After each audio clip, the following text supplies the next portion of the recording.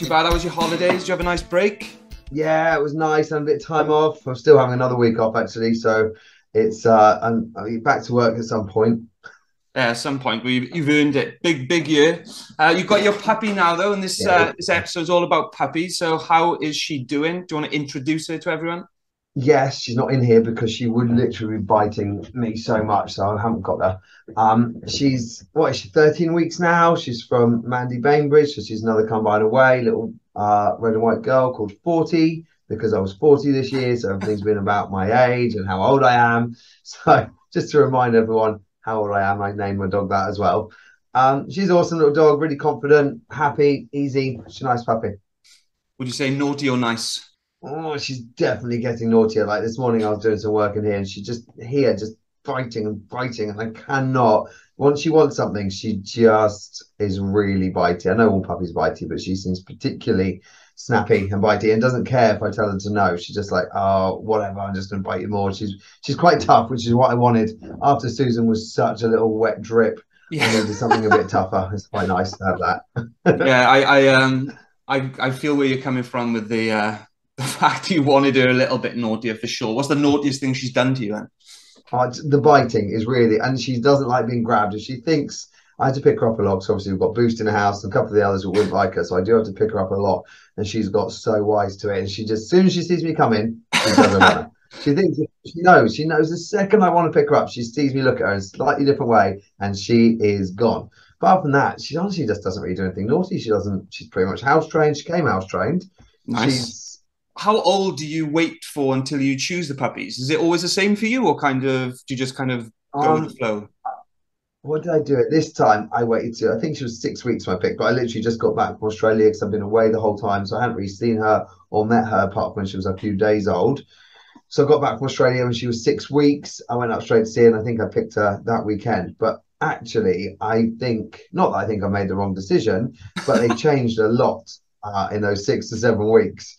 And I think next time I'm going to see if I can wait till 7 weeks because I just think they just, each week they change so much when they get to about 6 odd weeks, that it's really interesting to see. Because when I went back up to pick her, they had changed again, and I really liked a couple of the others that I had actually ruled out before. So I reckon 7 weeks is probably a really good age to be picking And if the I breeder do will let kind you of wait that long. understand it from a breeder's point of view as well, as they kind of want to know which Yeah, of puppies go into which home. But yeah, it's quite hard, isn't course. it? Because as you say, I mean, you've bred before as well, so you kind of know yourself how much they can change in such a short period of time. How old do you reckon it is Yeah. before you can see like the temperament or the character kind of thing? I, to be honest, when we bred, as soon as they start doing stuff, they do stick to those, to some traits. As soon as they're like 4 or 5 weeks old, you can see traits, and they kind of just they do stick to those traits throughout their whole lives. We had a couple in our last set that were very independent and are still very independent now. They were more on their own, doing their own thing, and they're more like that now than some of the others are. Whereas the ones that were really into us when we're as breeders, they're still like massively into their owners now. Well, they're all into their owners, but you know what I mean. There's Yeah, little no. traits you can see really early on, and they definitely keep those and stick to those. I'm sure of it.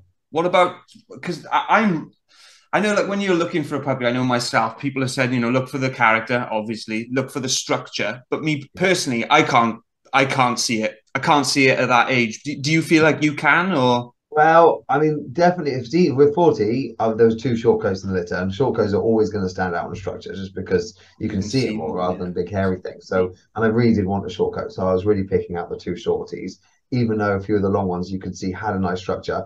I mean, we got ridiculous with this litter because they were all so good and had such good play and such good temperaments and everything.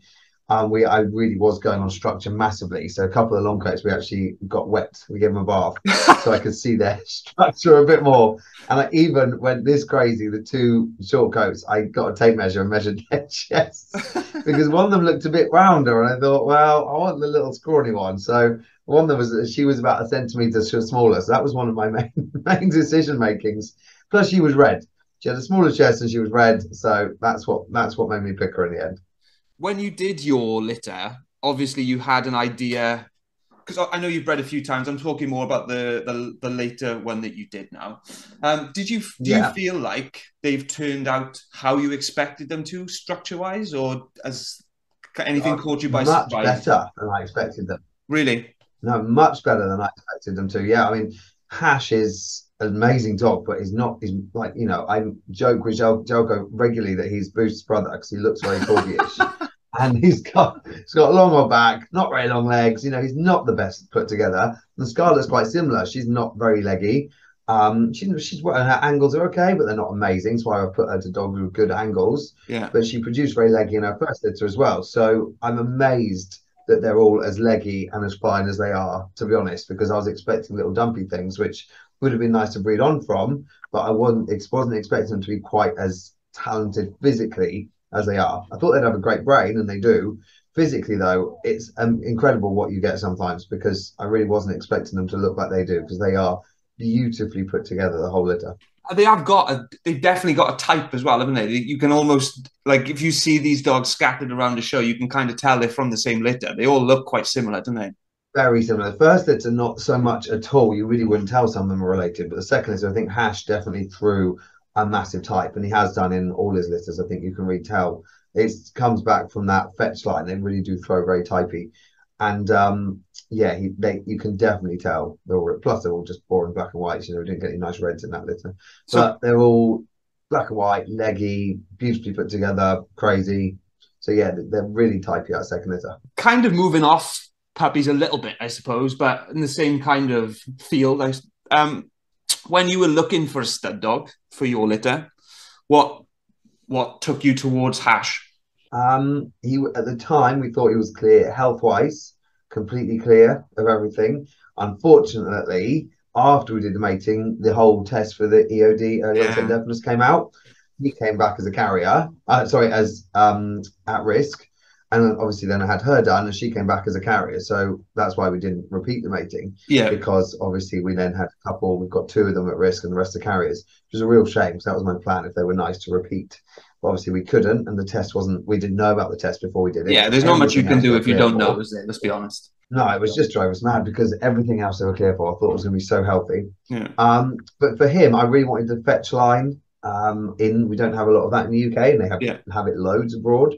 They're really typey dogs. They bend well for males. They're very bendy, and that's the other reason I chose Hash. Is he's really flexible. His whole litter were pretty flexible. Scarlett's not the bendiest dogs, and the first litter they don't turn so good. yeah. So I wanted to use something on Scarlett that was very flexible, turned well, and just from that fetch line, because they all generally seem to be like very almost too flexible sometimes. But that's what we're looking for in agility. I'm not saying it's the best for longevity. We don't know yet. There's not been enough of it, but definitely for ability. I was hoping it'd be a good mix because Scarlett's not crazy flexible, went to a Yeah. very flexible dog. So I was hoping They it would kind mix of quite well. complemented each other, I suppose, then more than anything. I think they have. Yeah, they're not always the easiest to turn, but they can turn much better than the first litter. They're physically capable to turn better. And some of them are crazy mobile, which is, you have to be careful of their bodies because they are like almost they are hypermobile, which, is what we want for agility dogs, but it's not great for them for their bodies. You're going to have to keep them super strong to make sure they're not breaking all the time.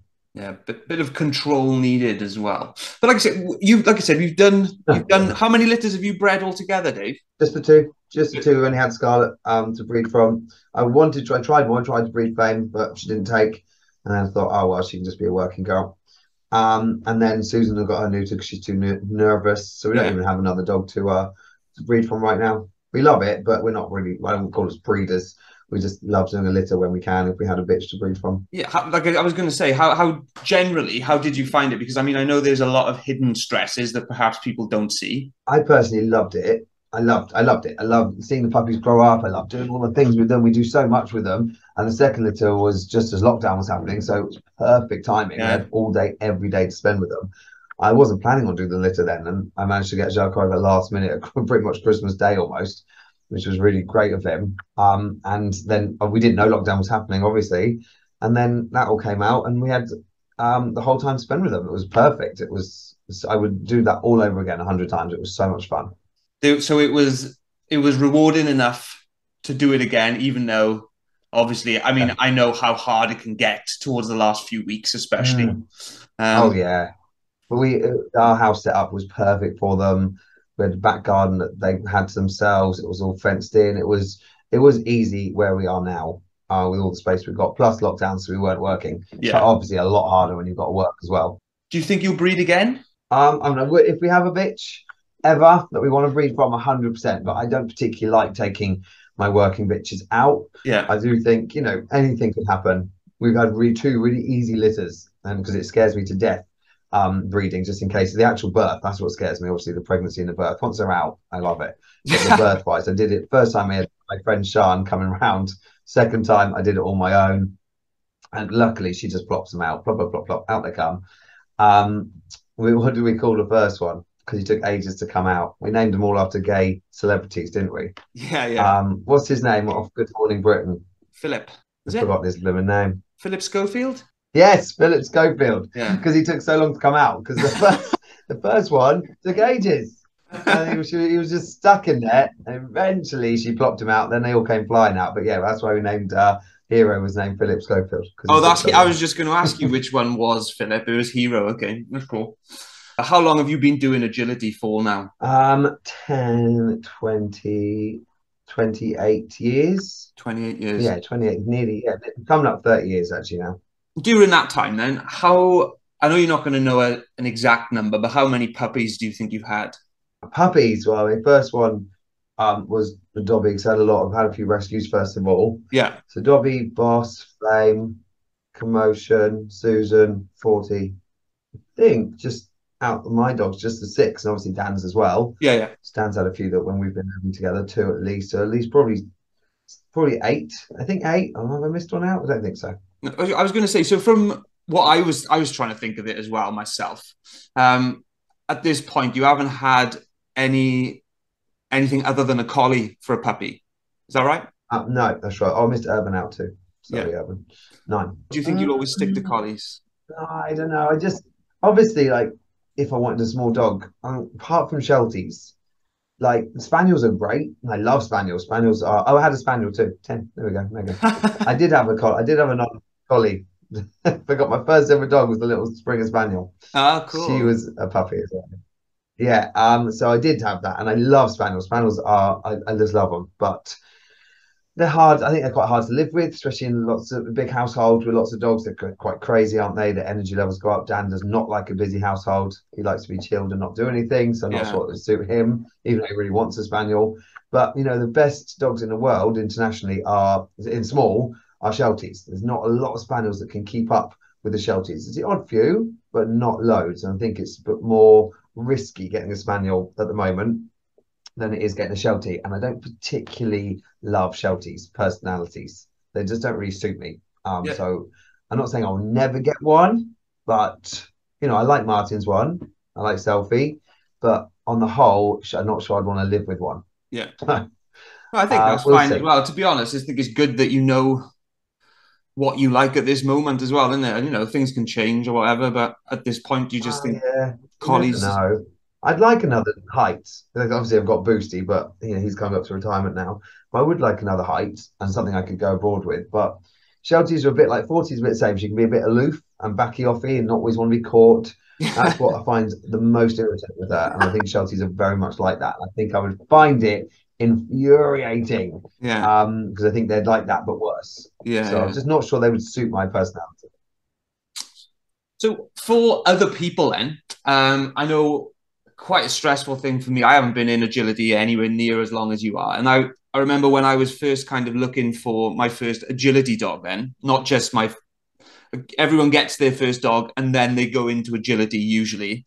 And then when it's your time to actually find an agility dog, how would you say is the best way to find a good breeder? Because there's lots of breeders, and how do you know if they're good, if they're doing things the right way? What would you say is the best things to look for?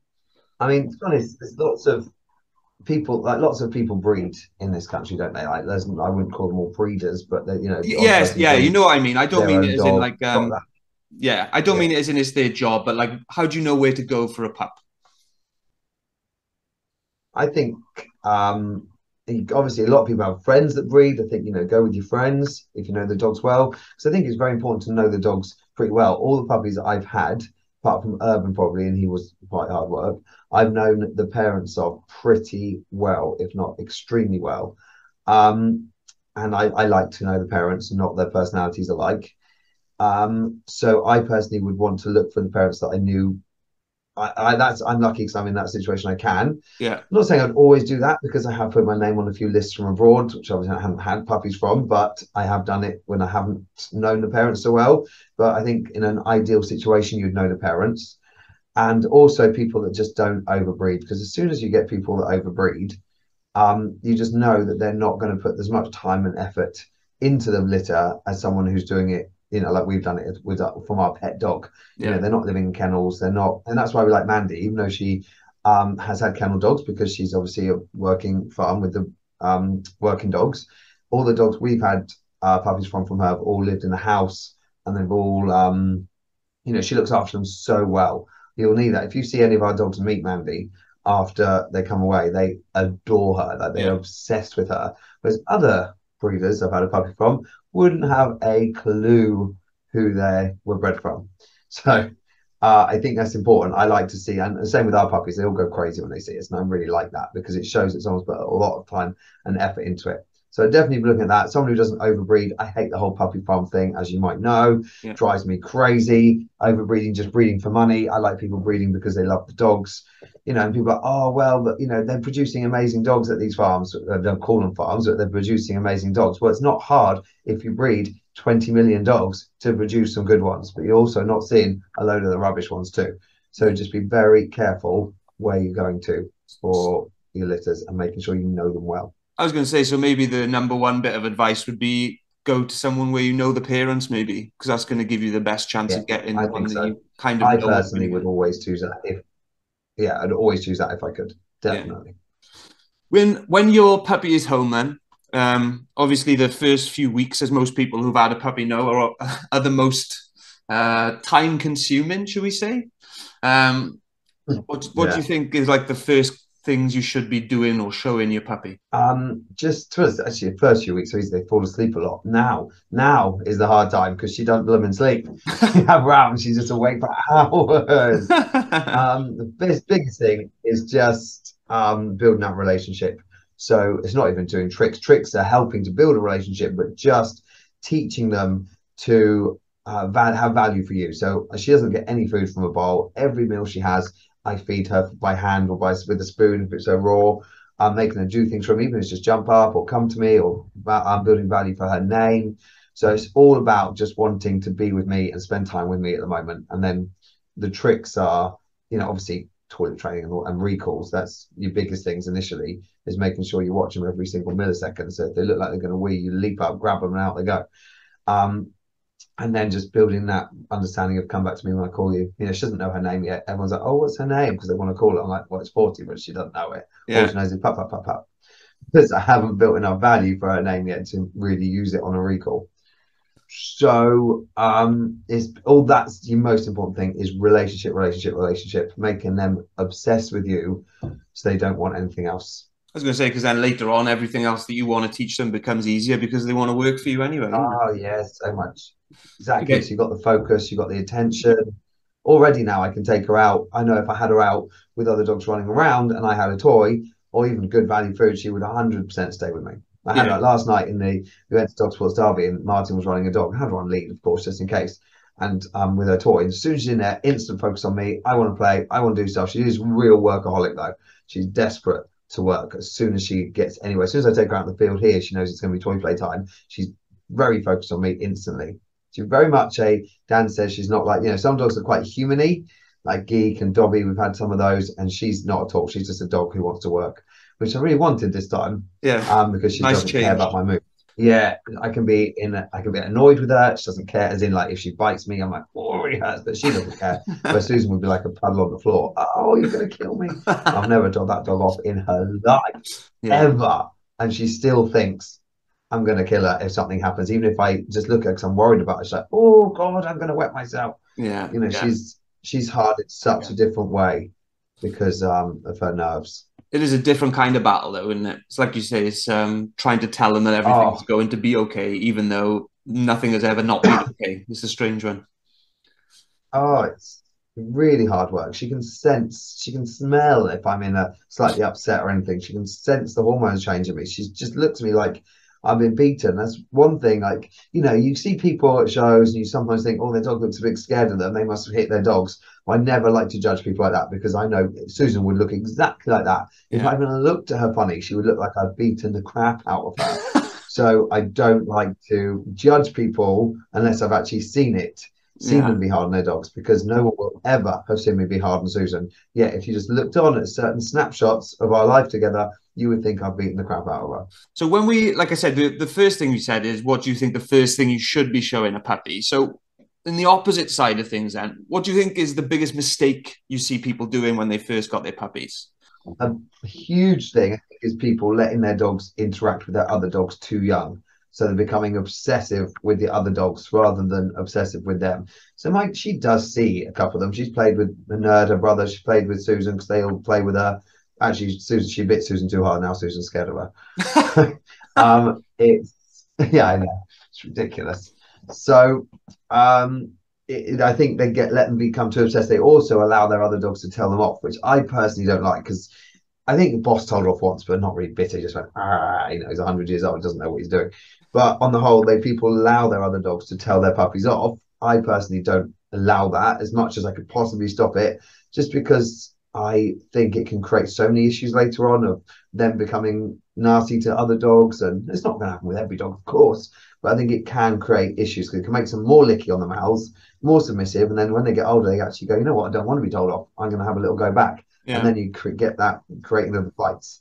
So, and we don't, we've got, apart from Boost in the house, we've got no dogs in this house that would fight with each other. We've had them all from puppies now, and apart from Scarlet as well, but she's all right. We're very, he's the only one that's a rescue that will fight. All our other dogs get on perfectly, and we've got 13 dogs in this house. Yeah. And I think it's because we're so careful with them from puppies that we don't allow any of that. And if it happens, we're instantly on it and correcting it. Just collar grab, don't do that straight away. And we're very careful with that. So that's point number one. Point number two is the whole grabbing. Susan lived with, sorry, 40 lived with someone who grabbed her all the time. She wouldn't go near anybody. She hates being picked up and grabbed. I mean, I'm not at all a grabber, but I've always got a bit of food on me somewhere. There's pockets full of food everywhere. It's a nightmare. And people grab their dogs way too much, then they don't want to come back to them. They trick them into come here, got ya.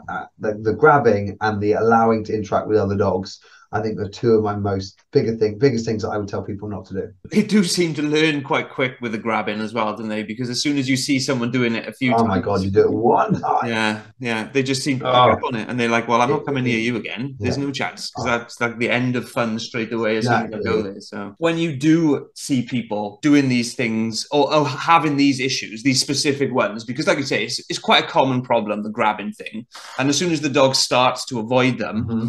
what do you think then is there, Yeah, obviously it can be fixed, and the more that you do it bad, the harder it is to fix, but yeah. what's the easiest way to fix that kind of thing? Just to stop doing it, or is there a specific tactic? Or Stop. Yeah, absolutely. Stop doing it. Every time you reward, every time they come within that meter of you, food, food, food, food, no grabbing. The only way to grab them is to get them with food. So when they're eating, you actually then scoop them up. It's the only way to really grab them with them. That's what I do with her every single time. Um, is feed and pick up, and she's getting so much better. Also, I teach to jump up, so I teach them to hop up on me. So that means they have so much value for that. I can then scoop them up. And yeah, it's just stop doing the grabbing and don't trick them of no food. Oh, what's this? What's this? yeah, Got this. yeah, As soon yeah. as you do that one time, that's it. You lost it. They won't come back to the what's this? What's this now? I think I did do that with her once because I was panicking about where she was going to run. I didn't have a lead. Totally my fault. I completely bugged up the situation, did not control my environment. And then, so like, for a week after that, she was like, I ain't coming near you. Yeah, they And learn she's quite. very much like that in the litter. She was like that. It's one of the reasons I was a bit put off having her. She was very aloof. Like, she didn't. All the other puppies would come wiggling in, and I want to kiss you, I want to love you. And she would come in for like 1 second, then she'd be off. She was quite aloof, and she's like that with people now. She'll go and see a couple of people, and then she's like, bored of people. Not going to talk to anyone else. Does she got food? She goes see them. If they haven't got food, off she goes. Whereas the rest of her litter are very much, they wiggle and jump up and climb up. She's very independent. I thought I could fix it, which I probably will, and she is getting a million times better. Isn't something that really worried me, but it did make me think more. I hope, she's not going to be too independent and aloof about things, but she's improved loads, and that's partly because I don't grab her and pick her up all the time without rewarding it. Yeah, so the best fix, don't do it in the first place. Don't do it. Yeah, God, no, that would have been a much quicker answer. Sorry. Don't do it. Well, I think that's it for today. I think we've covered a fair bit on Puppy. I know there's loads of different things you can talk about in it, and everyone will have their own experience and their own issues and stuff. But I guess it's a case of trying to put things in place to make it so that you don't have the problems in the first place, essentially, and then hopefully things should be all right. Cool. All right. Well, thanks for your time Build today, your relationship, Dave. guys. It's all about the relationship. Yeah, Sorry, I'm talking over you. No worries. Yeah, we'll catch everyone again soon. See you later. See you later. Bye.